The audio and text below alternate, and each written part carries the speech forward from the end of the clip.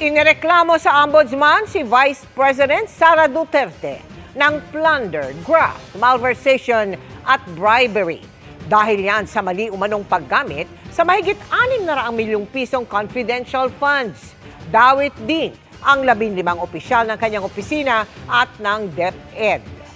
Nakatutok si Salima Refran. Bulto-bultong dokumento ang bitbit ng iba't ibang civil society leaders sa Office of the Ombudsman na maghain ng mga reklamong plunder, graft, malversation at bribery laban kay Vice President Sara Duterte. Inireklamo rin ang 15 opisyal ng Office of the Vice President at DepEd na minsang pinamunuan ni Duterte. Kaugnay yan ang umano'y maling paggamit sa 612.5 million pesos na halaga ng confidential funds ng OVP at DepEd. Her indiscriminate misuse of public funds without fear of accountability is outright criminal and a perfect example of the betrayal of public trust. Nakita natin sa deliberation ng House of Representatives at ito ay sworn statement ng mga empleyado mismo ng DepEd, yung abuse sa paggamit ng confidential fund. Alam niyo po, yung confidential fund, kahit sinasabing confidential, may malinaw na parameters kung paano ito ginagastos. Hindi po ito kitty fund ng mga politiko. Kasama sa mga inireklamo ang Chief of Staff ni Duterte na si Attorney Zuleika Lopez, tagapagsalitang si Attorney Michael Powa, at dating Vice Presidential Security and Protection Group Head at ilang mga taga-OVP at DepEd.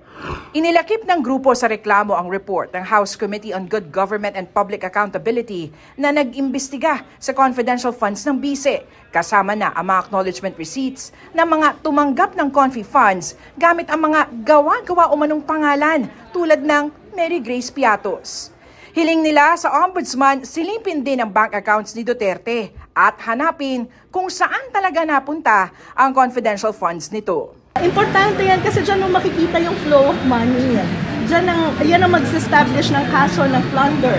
Paano siya nakikinabang sa mga pondo na dumaloy sa bank accounts ni VP Sara. So magandang magkaroon ng disclosure mula sa Anti-Money Laundering Council. Galit po tayo sa nanggagamit, galit po tayo sa kasinungalingan, galit tayo sa nagbabaluktot ng katotohanan. Walang politika dito. Isa sa ilalim ng Ombudsman sa evaluation ng reklamo bago isa lang sa fact-finding investigation. Kinukuha pa ng GMA Integrated News ang panig ni Vice President Duterte at iba pang inireklamo. Para sa GMA Integrated News, Salima Refran, nakatutok, 24 oras. At kaugnay niyan, sinabi ni Attorney Michael Powa na hindi pa niya natatanggap ang opisyal na kopya ng reklamo. Pero anya, inaasahan niyang magkakaroon ng impartial at objective na pagsusuri ang Office of the Ombudsman. Dagdag niya, makikipagtulungan din siya sa investigasyon at kumpiyansang mapapatunayang walang basihan at hindi suportado ng katotohanan o batas ang mga aligasyon laban sa kanya.